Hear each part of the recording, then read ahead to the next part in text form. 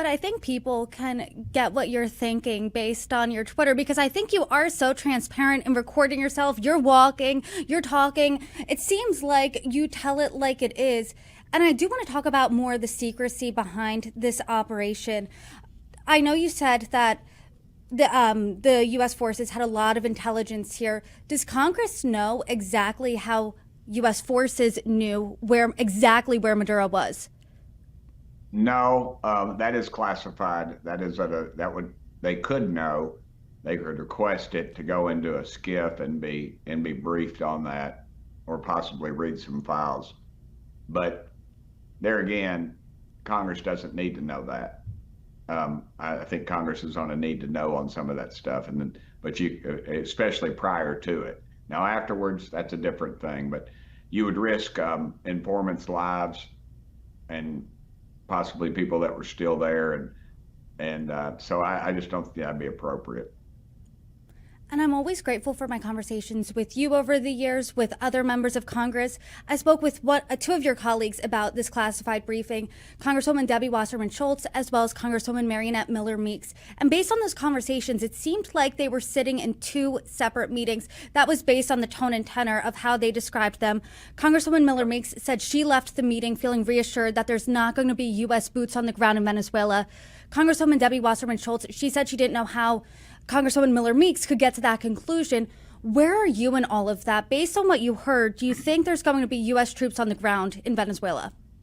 Ultimately, it's going to be up to President Trump, and I don't think that's where he's leaning right now. I don't think, but to say there's no troops on the ground, ma'am, there have been troops on the ground there before I was born in that area. Maybe not necessarily in that country, but they're all over Central America. Most of these knuckleheads up here couldn't name half the countries that we're in. You know, we're in, I don't know, one time we were in over 100 countries, our military was. So um, a lot of people are just misinformed, and they like pushing those buttons. And it's a partisan thing.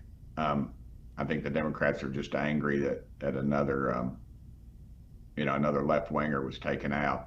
But you got to realize, Joe Biden and Kamala Harris put a $15 million bounty, and then they put a $25 million bounty on this guy. I mean, they're paper tigers. Trump puts a $50 million on it and has him arrested. So I think there's clearly two different Americas right now, and a group that supports law and order and a group that doesn't. And I think there's going to be a clear divide in this country. I think there's people that really do want to destroy this country, and I'm not one of them. When you're looking at what's next specifically for Venezuela, Maduro is now out. President Trump says the United States is going to run Venezuela until we can do a safe, proper, and judicious transition. Did this meeting or did any conversations with your congressional colleagues or members of the Trump administration clarify exactly the United States' involvement in Venezuela post-Maduro being out? I think the president has kind of left that open, really. He's not, the troops on the ground, folks that were saying that early on, and I haven't, any of our conversations, anybody from the White House hasn't been that, and I'm on foreign affairs, they would probably tell us that. And I think that there is a democratically elected president there that should be there, and I think we're going to let the process play out in a Democrat. And sure, there'll be folks there watching the elections, but it's primarily their own people. They're the freedom-loving people of Venezuela. They're going to let them do their thing, and I'm happy for them. I'm curious if you have any concerns surrounding Venezuela's new interim president, Delcy Rodriguez. She was Maduro's vice president. President Trump called Maduro an outlaw dictator. He was an authoritarian leader who didn't legitimately win the election. Rodriguez is sanctioned by the United States. I mean, what makes her different than Maduro? Is this just a new face? What do you make of the Trump administration working with her? I think it's all we got. I think she better realize where they'll take her out too. If they can take her thug president out, they can sure take her out, and her own people might take her out. So I think she's on notice, and I would be surprised if she stayed in power.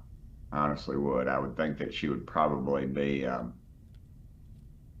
escorted off by her own people. And I know that Speaker Johnson said this isn't a regime change, this is about a change of behavior in a regime. What do you think that the Trump administration needs to do to ensure there is that change of behavior? I think economic support. The most powerful thing we have is our fighting men and women. The second most is obviously our economic support. And I think Trump realizes that. And I think that they're pitching a fit about him seizing these tankers. And the reality is those tankers are going to fuel their economy.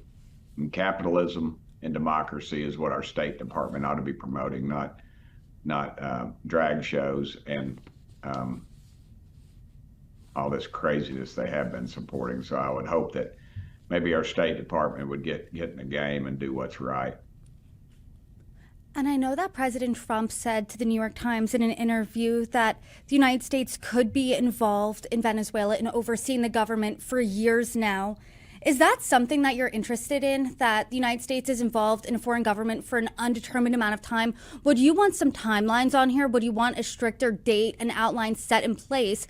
I know that the capture of Maduro only happened less than a week ago, but is there a time that you want an out date by? Of course, I want a timeline, but I don't know how you'd put one in. I think the economic situation is what's got to turn, and you got to get the country back employed, and you got to get democracy back in, and you got to have justice, and there's got to be law and order. You've had a dictator that's imprisoned people, that starved people, that ran hundreds of thousands of people off. So I think when those people start coming back in, the investment starts coming back in, I think you'll see it turn. But if we were just to turn it loose, I think the Chinese or someone else could probably get in there and mess it up, and we would be in worse shape. So there's going to be a settling process, but I don't think it's going to be a lifetime.